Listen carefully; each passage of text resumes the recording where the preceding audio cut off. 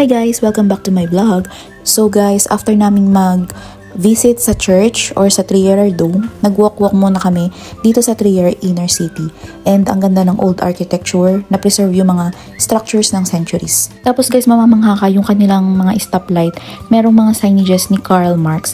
Kasi sikat or dito ipinanganak si Karl Marx. Kung checkan nyo sa history. So, search nyo na lang. So, yun guys. And then, after nun, nagutom na mga person. So, kami ay kakain dito sa Okiko Sushi and Grill. So, guys, ito ay parang all-you-can-eat na restaurant na medyo fine dining.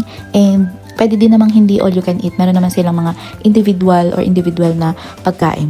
So, yung all you can eat nila is almost 18 euro, 17.30 or 17.90 per person. Pero lang sa drink, so mag-a-add kayo. So, dyan nga guys is pumipili na kami kasi per table, hindi waiter yung kukuha ng order, kundi bibigyan ka nila ng tablet at doon kayo pipili kung ano yung mga o-orderin ninyo. Tapos guys, pagdating naman sa food is madami silang klase. From soups, meron din silang rice, meron din silang iba't ibang klase ng sushi, and yung kanilang mga drinks. Tapos may dessert din sila guys. Tapos meron din silang, yung nagustuhan ko dyan, is yung kanilang gebratine rice. Tapos yung kanilang mga tuna sushi, masarap yun, California Maki.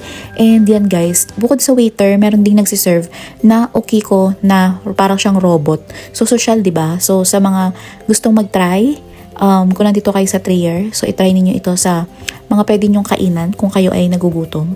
So guys, kami dyan ay sayang-saya kasi ang dami namin tinry na orderin and busog na busog talaga ang mga person. So sulit na sa almost 18 euro. Tapos guys, ang nagustuhan pa namin is, halimbawa nag-order kayo dun sa tablet. So nag-bishtela na kayo. After 4 minutes or 5 minutes, parang ganun, waiting lang. And then pwede na ulit kayo mag-order. So yan guys, kung makikita ninyo, ang dami namin in-order. Parang mga naka-4 na beses kami dyan order ng madami. And then, talagang busog na ang mga person.